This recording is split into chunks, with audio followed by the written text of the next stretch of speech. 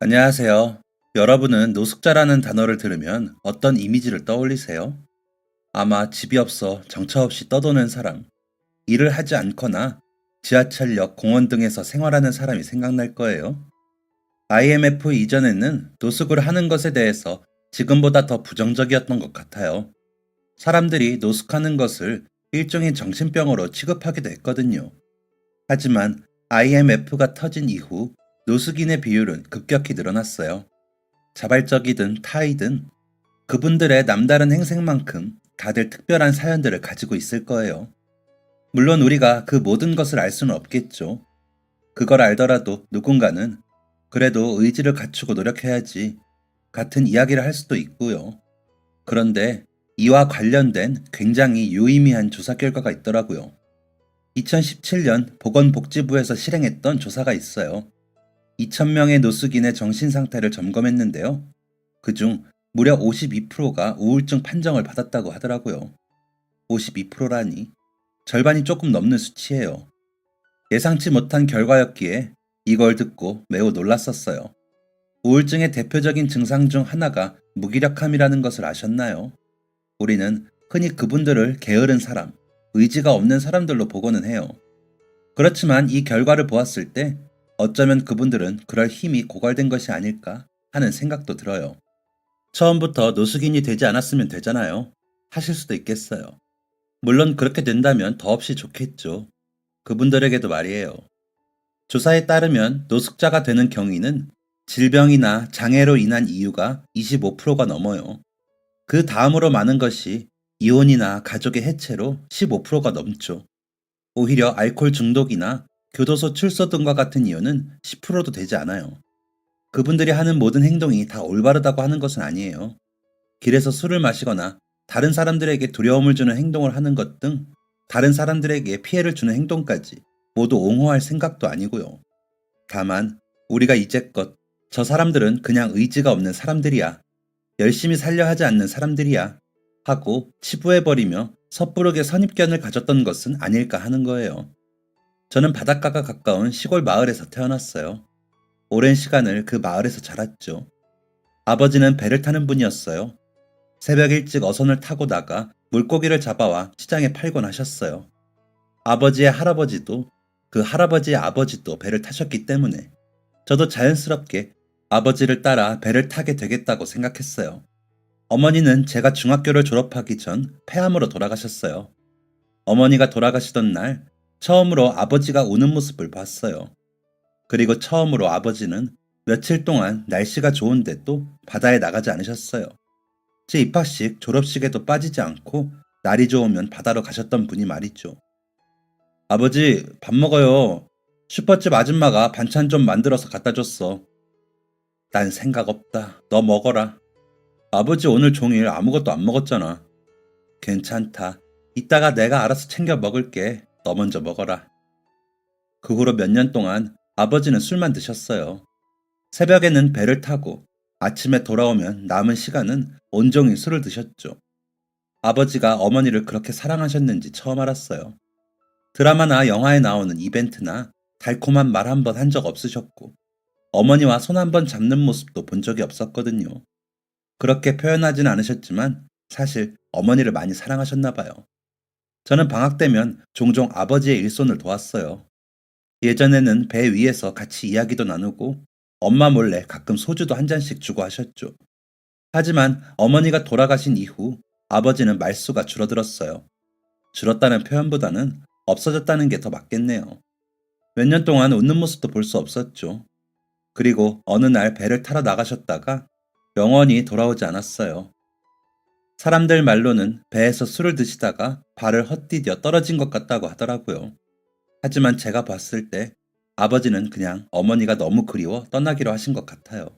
저만 남겨둔 채 말이죠. 아버지는 좋은 곳으로 가셨을 거야. 아이고, 우리 명호 혼자 남겨져서 어떡하니? 그러게요. 할머니, 할아버지도 안 계시고, 아직 그래도 어린데. 어휴, 제 어미도 그렇게 있고, 아비까지. 동네 사람들은 저마다 한마디씩 거들어 저를 걱정해 주셨어요. 저는 애써 괜찮은 척, 씩씩한 척 했지만 사실은 그렇지 않았던 것 같아요. 한편으로는 어머니를 많이 그리워하시고 날마다 망가진 채로 보내시던 아버지가 이제는 어머니 곁에 있다는 생각에 안심이 되기도 했어요. 더 이상 헤어질 일이 없는 곳에서 함께 하실 테니까요. 그런 부모님이 사실은 원망스럽고 그리웠던 것 같아요. 그 당시에는 그저 일어난 모든 일들이 갑작스럽고 당황스러워 깊이 생각할 수 없었지만요. 그래서 그 동네를 떠나고 싶었던 것 같아요. 1년이 좀 더 남은 고등학교 생활을 하면서 저는 앞으로 어떻게 할지를 생각했어요. 이제 나에게 배를 가르쳐줄 아버지도 안 계시는데 나는 어떻게 해야 하나? 당장은 생계도 문제였지만 아버지가 쓰시던 배를 후한값에 인수하신 마을분 덕분에 굶어 죽진 않았어요. 그리고 마을 어르신들이 다들 십시일반으로 제 반찬거리나 가끔 와서 살림살이 등을 보살펴 주셨고요. 그러다가 고3 1학기 중반쯤 학교에서 서울에 있는 대학교를 방문하는 행사가 있었어요. 처음으로 가보는 서울이라 출발할 때부터 굉장히 들떠 있었죠. 조용한 바닷가 시골 마을인 우리 동네와는 정말 다른 모습이었어요. 높은 건물과 바삐 움직이는 사람들, 수많은 자동차, 전부 처음 보는 광경이었어요. 그리고 방문한 대학교들은 더 새로운 모습이었어요. 지금 다니고 있는 고등학교를 몇 개, 아니 몇십 개나 붙여놓은 듯 커다랗고 넓은 잔디밭도 여러 개였어요. 책을 들고 다니는 학생들의 얼굴은 생기로 넘치는 것 같았고 둘러보는 강의실에는 제가 공부하던 교실과는 비교도 할 수 없었어요. 외국인 교수님에게 강의를 듣는 학생들도 있었고 잔디밭에 모여 앉아 이야기를 나누는 사람들도 있었고 연습실 같은 곳에서 모여 춤을 추는 학생들도 있었어요. 그곳에서 본 학생들은 뭐랄까 다들 자신의 자리를 찾은 것 같았어요. 무엇을 해야 하고 어디에 있어야 할지를 잘 알고 있는 것 같았죠. 어때요? 다들 잘 봤나요? 혹시 더 궁금한 점 있나요? 여기 들어오려면 공부 잘해야 하나요? 수능 몇 등급이었어요? 하하, 제가 학생회에서 오늘 가이드를 맡게 된 이유가 있어요. 저도 여러분들처럼 서울이 아닌 지역 출신이거든요. 그래서 저는 농어촌 전형으로 지원을 할 수 있었는데요. 성적이 매우 좋은 편은 아니었지만 수능 200일쯤부터 정말 눈 뜨고 앉아있는 시간 동안 계속 공부만 했어요. 진짜 뭔가를 그렇게 열심히 한 것은 그때가 처음이었던 것 같아요. 그래서 혹시나 오늘 학교를 구경해보고 마음에 드는 친구들이 있다면 지금부터라도 절대 늦지 않았다고 이야기해주고 싶어요. 오늘 만났던 친구들 중에 후배로 또 볼 수 있었으면 좋겠네요. 그렇게 학교 투어가 끝나고 저희는 다시 동네로 돌아왔어요. 집에 돌아와서도 학교에서 봤던 장면들이 잊히지 않았죠. 서울의 화려한 건물들과 바쁜 일상들, 그 속에 분주히 자신의 자리를 찾아가는 사람들의 모습도 계속 떠올랐어요. 그리고 한편으로는 마음 아픈 기억들이 많은 이 동네를, 이 집을 벗어나고 싶기도 했고요. 그래서 결심했어요. 서울로 가기로요. 한 1년 정도 돈을 열심히 모아서 서울에 있는 대학에 진학하겠다는 꿈을 꾸기 시작했어요. 그 후 조금 먼 거리이긴 하지만 시내에 있는 패스트푸드점에서 아르바이트 했어요. 서울에 가기 위한 돈을 조금씩 모으기 시작했죠. 그러면서 가고 싶은 대학교의 모집 요강도 꼼꼼히 살펴봤어요. 반에서 제 성적은 중간 정도였는데 그 학교에 가기에는 턱없이 부족했어요. 하지만 포기하지 않았어요. 그날 투어를 진행해준 형의 이야기를 떠올리며 나도 할 수 있다고 생각했어요. 아르바이트도 하고 문제집도 사서 풀고 서울은 어떤 곳일까 상상하고 꿈꾸며 나날을 보냈죠. 어머니가 돌아가실 때도 아버지가 돌아가실 때도 저는 아무것도 선택하지 못했어요. 그 무엇도 제가 선택할 수 없는 상황이었죠. 하지만 이번만큼은 처음으로 제가 원하는 것, 바라는 것, 제 선택에 의해서 이루어지는 상황들이었어요. 명호야, 그동안 정말 고생 많았어. 감사합니다, 선생님. 그동안 정말 감사했어요. 서울에 있는 친구한테 네 이야기는 잘해줬다. 열심히 공부해서 네가 가고 싶은 대학 꼭 붙었으면 좋겠구나. 그때 되면 선생님이 시원하게 삼겹살에 소주 한 잔 쏘마. 감사해요, 선생님. 열심히 공부해서 꼭 합격증 가지고 내려올게요. 그래, 내가 준 주소랑 다 잘 챙겼지? 네, 기차역에서 내려서 가는 길도 몇 번이나 알아봤어요. 네가 정말, 정말 고생했다. 정말 고생 많았어. 선생님은 눈시울이 붉어지더니 저를 꽉 끌어안아 주셨어요. 그동안 선생님께서 저를 얼마나 애틋하게 생각하셨는지 그 포옹에서 느껴지더군요. 아버지와 막역한 사이셨던 이장님의 도움으로 살고 있던 집도 잘 정리하고 그 돈으로 선생님께서 알아봐 주신 하숙집에 몇 달치 월세를 미리 보냈어요. 마지막으로 집에 짐들을 정리해서 서울로 올라가는 날 마을 분들이 배웅을 나와주셨어요. 슈퍼집 아저씨는 저를 터미널까지 차로 데려다 주시기까지 하셨어요. 영호야, 고생 많았다. 네 엄마 죽고 나서 우리가 너희 아버지도 너도 좀 더 자주 들여다봤어야 하는데 미안하다. 우리가 너무 신경을 못 쓴 것 같네. 아니에요. 다들 충분히 잘해주셨어요. 아버지는 어쩔 수 없는 사고였잖아요. 아이고, 어린 너 혼자 고생이 많았다. 미안하다. 미안해. 아니에요. 다들 그동안 챙겨주셔서 너무 감사했어요. 순식간에 제가 서울 가는 길이 눈물바다가 되었어요. 제가 태어나기도 전부터 봐왔던 어른들이라 아마 제가 떠나는 게 더 마음이 쓰이셨을 거예요. 이거 별거 아니지만 서울 가서 밥 굶지 마라. 어딜 가든 밥을 잘 먹어야 해. 밥을 든든하게 먹어야 사람이 뭐든 할 의지도 힘도 생기는 거다.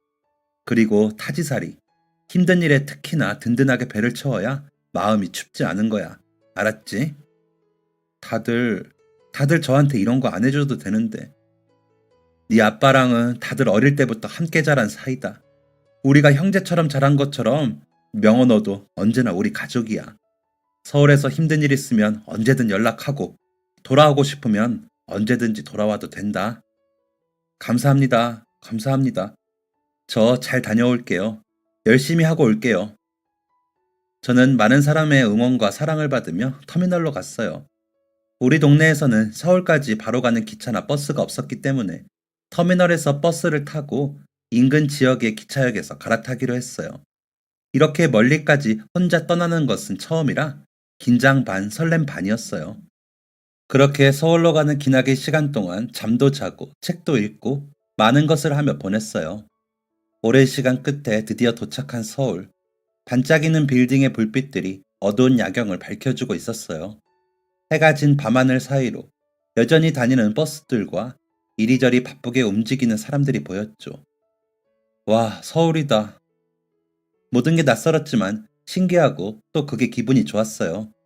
버스를 타기 위해 서울역 밖으로 나왔더니 그것은 제가 봤던 서울의 모습과는 조금 달랐어요.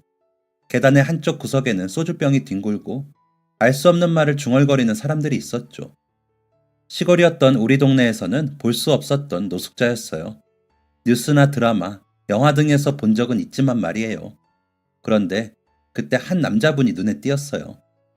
아버지 또래의 그 남자분이 제 눈길을 끈 건 바로 표정 때문이었죠.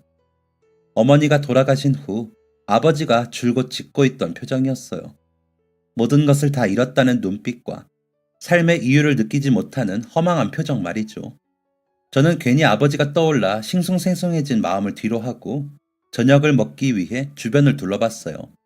바로 근처에 국밥집이 눈에 보여 그쪽으로 발길을 향했죠. 국밥집을 향하는데 아까 봤던 아저씨가 제 뒤를 따라오는 것 같았어요. 그분도 늦은 저녁을 먹을 참인가 보다 하고 저는 가게로 들어갔어요. 어서 오세요. 몇 명이에요? 한 명이요. 이쪽으로 앉으세요. 딸랑. 다시 한번 가게의 문이 열리는 소리가 들렸어요. 아까 봤던 노숙자 아저씨가 가게로 들어왔어요. 아이고, 나가요, 나가. 아니, 여길 왜 들어와? 국밥 한 그릇. 국밥은 무슨 국밥이야? 나가요. 다른 손님들도 다 도망가기 전에. 아까 저를 친절하게 안내해주던 사장님은 제 뒤를 따라 들어온 노숙자 아저씨를 쫓아냈어요. 아저씨는 더 이야기해볼 의지도 잃었는지 조용히 가게를 나가더군요. 그 모습을 보는 내내 마음이 불편했어요. 축 처진 어깨를 돌려 말없이 가게를 나서는 그분을 보며 마음이 무거워졌습니다. 아저씨! 저는 자리에서 일어나 그분의 뒤를 쫓아나갔어요. 그리고 그를 불러 세웠어요. 아저씨는 생기 없는 얼굴로 저를 돌아봤어요. 무기력한 표정, 축 처진 어깨, 계절에 어울리지 않는 얇은 옷, 모든 것들이 제 마음을 무겁게 만들었어요. 아저씨, 식사 안 하셨어요? 아저씨는 제 눈치를 한번 살피더니 천천히 고개를 끄덕였어요. 저는 망설이다가 다시 그분에게 여쭤봤어요. 배 고프세요? 그분은 다시 한번 고개를 천천히 끄덕였죠. 괜찮으시면 저랑 같이 드실래요? 밥값은 제가 낼 테니까 걱정하지 마시고요. 아저씨는 한참을 망설이더니 다시 고개를 끄덕이며 천천히 말했어요. 고, 고맙습니다. 저는 아저씨를 모시고 다시 국밥집으로 들어갔어요. 사장님, 여기 국밥 하나 더 주세요. 사장님은 뭐라고 말씀을 하시려다 어쩔 수 없다는 듯 제가 앉았던 자리로 반찬을 더 가져다 주셨어요. 그리고 이내 뜨끈한 국밥이 나왔어요. 얼른 드세요. 고, 고맙습니다. 오늘 점심은 드셨어요? 그는 국밥 한 숟가락을 입으로 가져가며 천천히 고개를 저었어요. 아침은요? 다시 한번 고개를 저었죠. 온종일 아무것도 안 드셨어요? 날도 추운데 밥 굶으면 더 배고파요. 그러다 쓰러지기라도 하시면 어쩌려고요. 돈이. 아저씨는 그렇게 이야기하시더니 다시 말없이 밥을 먹었죠. 비슷한 나이대라 그래서인지 아니면 혼자 있는 쓸쓸한 얼굴 때문인지 저는 자꾸만 아버지 생각이 났어요. 식사도 제대로 하지 않으신 채 방에서 혼자 술만 드시거나 등 돌린 채 누워 계시던 아버지의 모습이 계속 떠올랐죠. 아저씨, 여기 자주 오세요? 네, 여기 뒤에 텐트에서 살아요. 텐트요? 요즘 같은 때 많이 추우실 텐데. 아버지가 생각나서였는지 아니면 서울에 오면서 받았던 수많은 정들 때문에 저도 오지랖을 부린 건지는 모르겠어요. 저는 국밥의 가격을 보고 제가 가진 돈을 다시 한번 생각해 봤어요. 그리고 밥을 먹다가 결심하고 아저씨에게 이야기했어요. 아저씨, 네. 제가 많이는 아니지만 밥값 조금을 미리 내고 갈게요. 저도 이제 막 시골에서 올라와서 돈이 많이 있진 않거든요. 이틀에 한 번 정도 드실 수 있도록 할게요. 그러니까 굶지 말고 하루 한 번이라도 식사 꼭 챙기세요. 아직 날도 추운데 밥까지 안 드시면 진짜 어떻게 될지 몰라요. 알겠죠? 아저씨는 아무 말도 하지 않으신 채 국밥이 담긴 그릇만 바라보며 밥을 먹었어요. 그러더니 한참 뒤에 떨리는 목소리로 이야기했어요. 고맙습니다. 고마워요. 네. 저는 식사를 마치고 먼저 계산대로 가서 계산했어요. 그리고 사장님에게 이틀에 한 번 아저씨가 이곳에서 식사를 할 수 있도록 한 달치 밥값을 미리 계산했죠. 우선 한 달치만 먼저 계산할게요. 월급 받으면 또 내려올게요. 학생, 길거리에 저런 노숙자가 얼마나 많은데 그 사람들 학생같이 순진한 사람들이 주는 돈으로 맨날 술만 사 먹어. 일할 의지도 없고 맨날 다른 사람들 도움만 바라는 사람들이야. 괜히 아까운 돈 낭비하지 말고. 조언 감사합니다, 사장님. 그런데 그냥 지나칠 수가 없어요. 제가 실수한 것일 수도 있지만 원래 다 실수해서 배우는 거 아니겠어요? 저는 카운터 옆에 커피 기계에서 커피 두 잔을 뽑아서 자리로 돌아왔어요. 그리고 한 잔은 아저씨에게 내밀었죠. 제 이름은 명호예요. 정명호. 아저씨는 성함이 어떻게 되세요? 나는, 강태진이에요. 멋진 성함이네요. 제가 미리 계산해뒀으니까 식사 거르지 말고 꼭 와서 드세요. 꼭 말입니다. 알겠죠? 사람이 밥을 안 먹으면 힘이 안 나요. 아무것도 하기 싫고 더 많이 힘들어져요. 그러니까 밥 꼭 드세요. 알겠죠? 네, 네, 고맙습니다. 고맙습니다. 저는 아저씨에게 조심히 들어가라는 인사를 하고 버스 정류장으로 갔어요. 가는 길 몇 번이나 뒤를 돌아보았는데 그 느릿한 발걸음 때문인지 자꾸만 슬퍼지더라고요. 눈물이 나려는 걸 겨우겨우 참고 버스에 올랐죠. 선생님이 알려주신 주소를 찾아갔더니 약간 오래된 주택이 나왔어요. 알려주신 연락처로 전화를 드렸더니 집 앞으로 한 아주머니와 아저씨가 나오셨어요. 안녕하세요. 안녕, 네가 명호니? 네. 아이고, 날도 추운데 멀리서 오느라 고생 많았지? 밥은 먹었니? 네, 기차역에서 내려서 근처에 국밥집이 있길래 먹고 왔어요. 아유, 그랬니? 잘했어. 오늘 우리 부부 둘 다 일이 늦게 끝나는 바람에 아니었으면 역 앞으로 나갔을 텐데 미안하다. 아니에요, 괜찮아요. 이제 서울 사람인데 혼자서 버스 타고 길 찾는 것도 연습해야죠. 오히려 오면서 동네 이름들도 익숙해지고 좋았어요. 그렇다니 다행이다. 네 방은 정리해놨어. 보일러도 미리 켜놨는데 따뜻해졌으려나 모르겠다. 여기로 올라가면 돼. 아주머니와 아저씨께서는 제 손에 들린 짐을 나누어 들어주시고 건물의 한쪽 계단으로 올라갔어요. 계단을 따라 올라가니 옥탑방이 나오더라고요. 문을 열고 들어갔더니 주방도 화장실도 있고 주방 뒤쪽으로 방이 이어졌어요. 생각보다 넓고 깔끔한 공간에 깜짝 놀랐어요. 만든 지 얼마 안 된 곳인데 원래는 우리 아들 성인 되면 친구들도 편하게 부르고 하라고 따로 만들어준 건데 아유 글쎄 그 아이가 지방에 있는 대학을 가버렸지 뭐야. 그래서 어떻게 할까 하다가 마침 윤 선생한테 연락받아서 잘 됐다 싶었지. 안 그래도 방 비워둔 채로 그냥 놔두기도 뭐하고 어떻게 할까 하숙을 구할까 했는데 여기가 대학가 근처도 아니고 해서 사람 구하기도 쉽지 않겠다 싶었거든. 와, 집이 너무 좋아요. 엄청 깔끔하고. 와, 바닥도 따뜻하네요. 감사합니다. 이렇게 신경 써주셔서. 아니야, 아니야. 우리야 뭐 이렇게라도 부수입 생기면 좋지. 반찬은 냉장고에 좀 채워놨는데 입맛에 맞을지는 모르겠네. 반찬 부족하면 언제든지 말하고 쌀은 일단 작은 거 사서 저기 놔뒀는데 밥 해먹기 힘들고 하면 아래층 내려와서 밥 먹고 올라가도 되니까 편하게 얘기해. 알았지? 네, 감사합니다. 저 기다리시느라 피곤하셨을 텐데 얼른 들어가 쉬세요. 그래, 그래. 너도 피곤할 텐데 얼른 쉬렴. 이번 주는 짐도 정리하고 적응하느라 시간이 좀 필요할 것 같아서 일은 다음 주부터 시작하는 거로 맞춰놨어. 내가 출근 전날에 자세한 거 다시 알려줄게. 네, 감사합니다. 조심히 들어가세요. 두 분이 아래층으로 내려가시고 방에는 저 혼자만 남았어요. 옥탑으로 나가 평상 위에 누워서 하늘을 올려다봤어요. 서울이다. 내가 진짜 서울에 왔구나.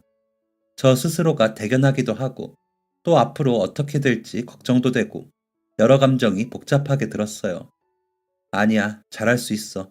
여기까지도 혼자 힘으로 왔잖아. 저는 저를 도와준 사람들을 떠올리며 다시 한번 마음을 굳게 먹었어요. 그렇게 서울에서의 첫날이 지나갔어요. 이 집을 내어주신 집주인 남자분은 고3 담임 선생님의 대학교 친구분이라고 해요. 두 분 다 같이 교육을 전공했는데 서울에 있는 강 선생님은 교직 생활을 하시다가 학원 강사를 하시다가 현재는 고등학생과 재수생을 가르치는 학원을 운영하고 계세요. 아내분도 수학 강사로 일하고 계시고요. 학원에서 여러 잔업무를 도와줄 아르바이트생을 구하고 있었는데 마침 제 이야기를 듣고 흔쾌히 고용하셨다고 하더라고요. 학원에 출근한 첫날 직원분이 제가 해야 할 일들을 자세히 설명해 주셨어요. 학원을 다녀본 적도 없는데 학원에서 일하다니 이 역시 저에게 매우 신기한 경험이었죠. 그리고 무엇보다 더 좋은 점은 급여가 적은 대신 아르바이트 하면서 필요한 강의를 들을 수 있도록 해주신 거예요. 학원을 공짜로 다닐 수 있다니 저에게는 무척 좋은 기회였어요. 그래서 저는 아르바이트를 하면서 남는 시간에는 강의도 듣고 혼자 공부도 하면서 열심히 재수 준비를 했어요. 그리고 첫 월급날이 되었어요. 저는 월급을 받고 다음날 바로 서울역에 있는 그 국밥집을 찾아갔어요. 안녕하세요. 어서 오세요. 학생은? 안녕하세요. 지난번에 저랑 밥 먹었던 아저씨 계속 오셨나요? 그 후로 몇 번 더 오기는 했지. 근데 학생이 돈 낸 만큼은 아직 안 왔어. 그래요? 그래도 그동안 식사하러 오시긴 했네요. 혹시 모르니까 제가 좀 더 내고 갈게요. 아이고, 괜한 일 하는 거 아닌가 싶은데. 괜찮아요. 좋은 일은 돌고 돈다고 하잖아요. 거참. 사장님은 어쩔 수 없다는 표정을 지으시더니 밥값을 계산해 주셨어요. 저는 밖으로 나와서 다시 아저씨를 처음 만났던 곳으로 가봤어요. 그리고 익숙한 모습이 보였죠. 아저씨! 아저씨는 저를 보더니 깜짝 놀라셨어요. 명호? 맞아요. 맞아요, 아저씨. 식사하셨어요? 아저씨는 고개를 좌우로 저으셨어요. 아유, 식사는 잘 챙기시라니까. 저도 안 먹었는데 같이 먹어요. 저는 아저씨와 함께 아까의 국밥집으로 가서 밥을 먹었어요. 밥을 먹는 동안 여전히 아저씨는 아무 이야기도 하지 않으셨죠. 그날 이후로 몇 번 안 오셨다면서요? 밥 잘 챙겨 드시라니까. 저 어제 월급 받아서 오늘 돈 더 결제해뒀으니까 이번에는 꼭 오셔서 밥 챙겨 드셔야 돼요. 아셨죠? 아저씨는 고개를 들어 저를 물끄러미 보더니 대답하셨어요. 그게 미안해서. 미안할 거 하나도 없어요. 제가 식사 챙겨드리고 싶어서 하는 거니까요. 저희 아버지 생각도 나고. 제가 아버지 살아계실 때 밥을 많이 못 챙겨드렸거든요. 아저씨는 다시 한번 저를 물끄러미 보더니 고개를 숙이고 밥을 드셨어요. 이분에게는 어떤 사연이 있을까? 궁금했지만 선뜻 여쭤볼 수는 없었어요. 식사를 마치고 저는 자판기에 커피를 뽑아 아저씨에게 드렸어요. 고맙습니다. 저도 같이 밥 먹어주셔서 감사해요. 저는 지금 대학에 입학하려고 공부하고 있는데 정말 쉽지 않아요. 저는 아저씨와 커피를 마시면서 간단하게 제 근황을 이야기했어요. 아저씨는 말없이 커피를 후후 불어 마시면서 제 이야기를 들어주셨어요. 그리고 간간히 고개를 끄덕이는 것으로 대답을 대신하셨죠. 이만 가봐야겠어요. 조만간 또 올게요. 네. 그때까지 밥 잘 챙겨 드시고 건강하게 잘 계셔야 해요. 알았죠? 아저씨는 제가 서울에서 처음으로 사귄 친구예요. 네, 알겠습니다. 갈게요. 저는 그렇게 아저씨를 뒤로하고 다시 옥탑방으로 향했어요. 어쩌면 아버지에게 못다한 효도를 대신하는 걸까요? 아저씨와 밥을 먹고 돌아서는 길이 이전과 달랐어요. 그때보다 마음이 조금 더 가벼워졌다고 해야 할까요? 처음 아저씨를 만나 밥을 먹고 돌아가던 길에서 복잡했던 마음은 어느새 조금 가벼워졌어요. 그 후 저는 다시 열심히 학원에서 일하고 수업을 듣고 공부했어요. 학원 직원분들도 주인집 선생님들도 다들 저를 무척이나 잘 챙겨주셨어요. 어린 나이에 혼자 타향해서 고생한다며 기특하다고 해주셨죠. 그리고 2, 3주에 한 번씩 시간이 날 때는 서울역으로 가서 아저씨와 밥을 먹었어요. 아저씨는 여전히 자기 이야기는 하지 않았지만 전보다 저와 함께 있는 것을 편하게 느끼시는 것 같았어요. 언제나 이야기를 하는 건 제 쪽이지만 늘 고개를 끄덕이거나 저를 쳐다보는 것으로 잘 듣고 있다는 표현을 해주셨어요. 그렇게 몇 달이 흘렀을까? 어느새 아저씨와 식사하는 것은 제 일상이 되어버렸어요. 수능이 100일 남은 시점, 저는 서울역으로 갔어요. 아저씨, 명호, 밥 드셨어요? 안 드셨으면 밥 먹으러 가요. 저는 아저씨와 함께 늘 가는 국밥집으로 가서 밥을 먹었어요. 식사를 다 마치고 커피를 가져와 전해드리는데 아저씨가 주머니에서 무엇인가를 꺼내서 저를 주시더라고요. 이게 뭐예요? 여, 엿, 엿이요? 수능 시험 잘 보라고 주시는 거예요? 아저씨는 다시 고개를 끄덕였어요. 감사합니다. 감사해요. 저 진짜 열심히 공부했는데 엿까지 받았으니까 진짜 딱 붙을게요. 힘내. 저는 아저씨에게 당분간 자주 오지 못할 수도 있다고 이야기를 하고 서울 집으로 갔어요. 그리고 아저씨가 준 엿이 다른 선물들과 섞이지 않도록 강태진이라는 이름을 크게 써서 책상 위에 올려뒀어요. 공부하면서 그 엿을 볼 때마다 더 힘낼 수 있었어요. 그리고 수능을 한 달 앞둔 어느 날, 저는 한 달 동안은 공부에 집중해야 해서 아저씨를 보러 갈 수 없을 것 같았어요. 혹시 제가 없는 동안 또 밥을 거르시진 않을까 걱정도 됐고, 날씨도 쌀쌀해지는데 괜찮을까 싶었어요. 그래서 혹시나 혼자서라도 끼니를 때울 수 있도록 과자나 초콜릿을 구입했어요. 그리고 목도리와 장갑도 구매했어요. 거리 생활을 하는 아저씨가 물건을 잃어버리거나 다른 사람 물건과 섞이지 않도록 저는 아저씨의 이름을 적어뒀어요. 물품들을 담은 쇼핑백에도 이름을 크게 적어두었죠. 그리고 아저씨를 만나러 갈 준비를 했어요. 집을 나서려다 단어장을 두고 온 게 생각나 평상 위에 짐을 올려놓은 채 집으로 다시 들어갔어요. 그리고 다시 밖으로 나왔더니 선생님께서 제 짐을 물끄러미 보고 계시더라고요. 선생님! 명호야, 어디 가니? 아, 서울역에요. 무슨 일이세요? 아, 내일 수능 특강이 있는데 내일은 근무 시간을 좀 바꿔서 특강 듣는 게 어떠냐고 물어보려고 했지. 수능 특강이요? 그래 주시면 저야 너무 좋죠. 그래, 그래. 내가 직원들한테는 이야기해둘게.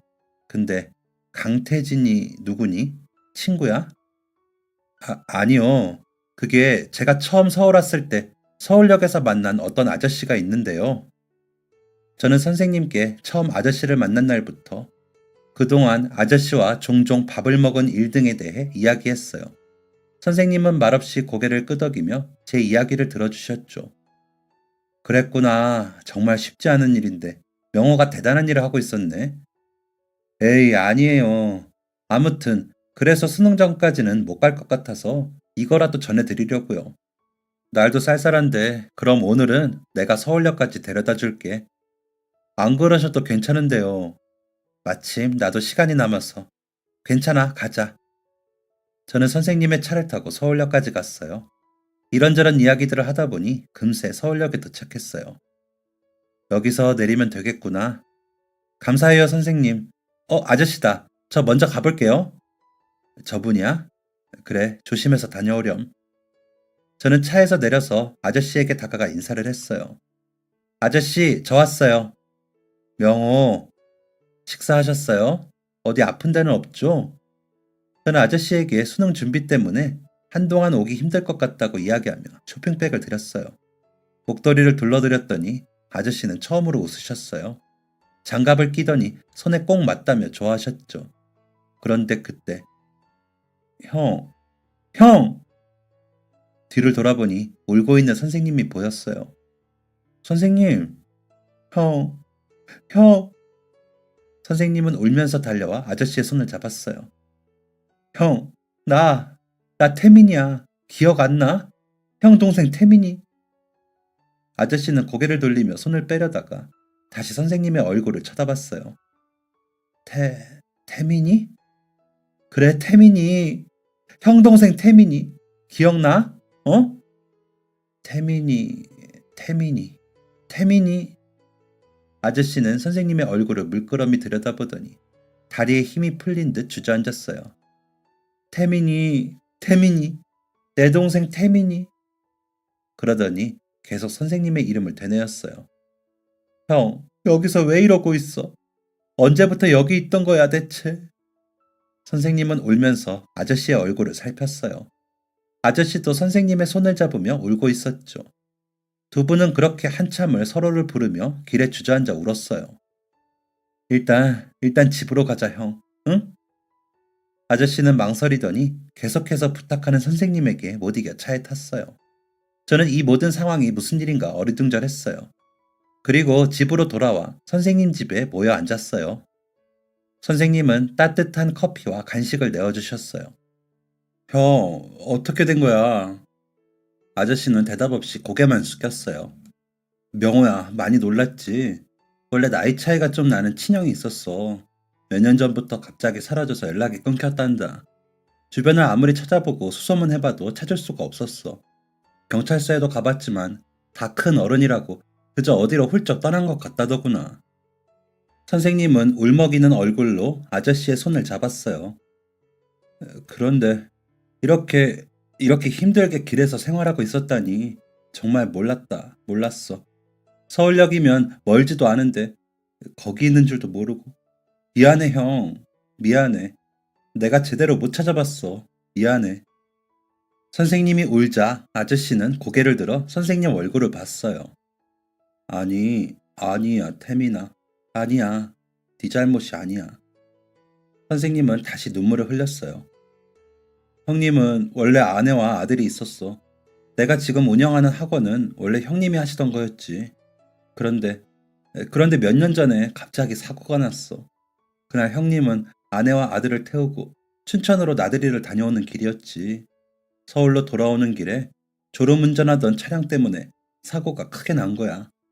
연락받고 병원으로 갔는데 이미 형수님이랑 조카는 세상을 떠났더구나. 그 자리에서 바로 잘못되는 바람에 구급대원이 차마 손쓸 틈도 없었다더라고. 형님은 다행히 수술이 잘 끝나서 살 수 있었는데. 선생님은 이야기하다 잠시 말을 멈추고 아저씨를 바라봤어요.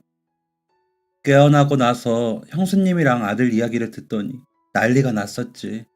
형은 자기가 운전대를 잡아서 그렇다며 자기 탓이라고 자책했어.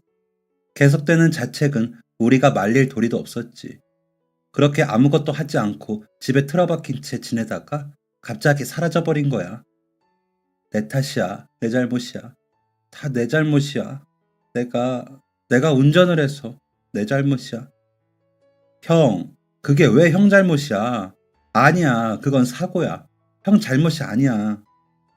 아저씨는 다시 자신을 탓하며 엉엉 우셨어요. 형님 아들이 살아있었다면 딱 명호 네 나이였겠구나. 제가 아저씨를 보면서 저희 아빠를 떠올렸듯이 아저씨도 저를 보면서 아들을 떠올렸나 봐요. 어쩌면 그래서 저와 계속 밥을 먹었던 걸지도 몰라요.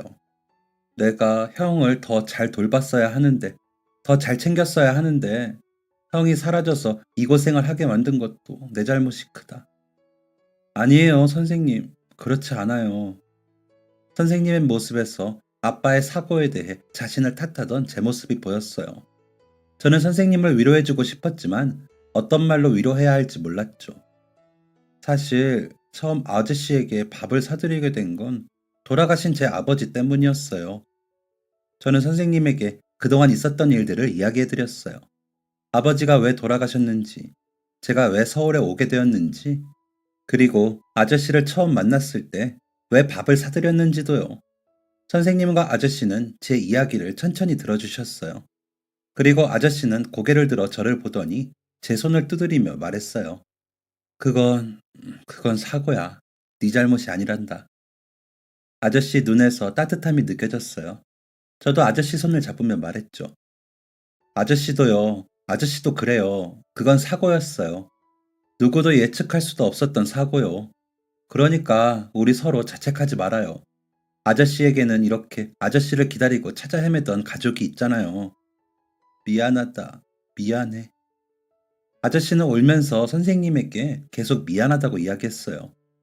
그 마음이 어떤지 알 것 같으면서도 이렇게 오랜 시간 힘들어했을 두 분의 마음이 어떨지 차마 다 헤아릴 수 없기도 했죠. 고맙다 명호야. 다 네 덕분이야. 네가 형에게 밥을 사주지 않았다면. 아니에요 선생님. 제가 서울에 올 수 있었던 건 선생님이 일자리랑 집을 제안해 주신 덕분인걸요. 선생님이 그렇게 해주지 않으셨으면 혼자서 서울에 오기 힘들었을지도 몰라요. 고맙다. 고마워. 저도 감사해요 선생님. 고맙다 명호야. 네 덕에 그동안 밥도 얻어먹고 동생도 만나고. 아니에요 아저씨. 저도 그동안 오랫동안 못 해봤던 아버지랑 식사하는 기분이었어요. 저도 아저씨랑 밥을 먹으면서 아버지에 대한 오랜 시간 가지고 있던 무거운 마음들을 조금 해소할 수 있었어요. 그 후 아저씨는 길거리 생활을 정리하고 다시 본인의 집으로 돌아갔어요. 그동안 선생님은 혹시나 형이 돌아올 때를 대비해서 집을 깨끗하게 관리하고 있었다고 해요. 아저씨는 사고의 트라우마가 아직 남았다고 해요. 긴장하면 말을 더듬기도 하고 가족들 생각을 하면 여전히 마음이 어렵다고 하더라고요. 그래서 선생님의 권유로 상담 치료를 다니기 시작했어요. 아플 때는 병원에서 도움을 받아야 한다고. 마음이 아플 때도 똑같다고 선생님께서 적극 제안하셨더라고요. 상담의 효과인지 가족들의 든든한 지원을 다시 느끼셔서인지는 모르겠지만 이전보다 훨씬 밝은 얼굴을 하고 계세요. 저는 열심히 공부하고 후회 없이 수능을 봤어요. 그리고 결과는 예상대로 합격이었어요. 그동안 일하고 공부하고 정말 열심히 했는데 그 노력을 인정받은 것 같아서 너무 기뻤어요. 이 이야기를 전해드리자 선생님도 아저씨도 너무 기뻐하더라고요. 선생님 아내분도 학원의 직원들도 다들 진심으로 축하해 주셨어요. 특히 고3 담임 선생님도 정말 기뻐하셨죠. 전화로 또 한참을 우시더라고요. 그리고 이장님께 전화드렸더니 마을에서는 축하 파티를 해주겠다며 시간 날 때 오라고 하시더라고요. 이렇게 많은 분께 웃음 드린 게 언제인지 모르겠어요. 다들 저로 인해 기뻐하고 행복해 하시는 모습을 보니 너무 뿌듯하네요. 저는 옥탑방을 정리하고 아저씨를 곁에서 돌볼 겸 아저씨가 사는 집에서 함께 살고 있어요. 선생님 부부도 원래 살던 집을 정리하시고 아저씨와 같은 아파트로 이사를 오셨어요. 그래서 이웃으로 지내고 있죠. 그리고 선생님께서는 대학 입학을 축하하며 또 하나의 큰 선물을 주셨어요. 정명호님 등록금 납부 완료되셨고요. 입학 등록 정상적으로 처리되었습니다. 네? 선생님이 저 대신 대학 등록금을 내주신 거예요. 선생님, 감사합니다. 감사해요. 등록금은 제가 꼭 갚겠습니다. 아니야, 몇 년 동안 소식도 모르던 형을 찾아줬는데 이 정도도 못할까봐. 그냥 이렇게라도 해야 내 마음이 편해서 그런 거니까 받아두렴.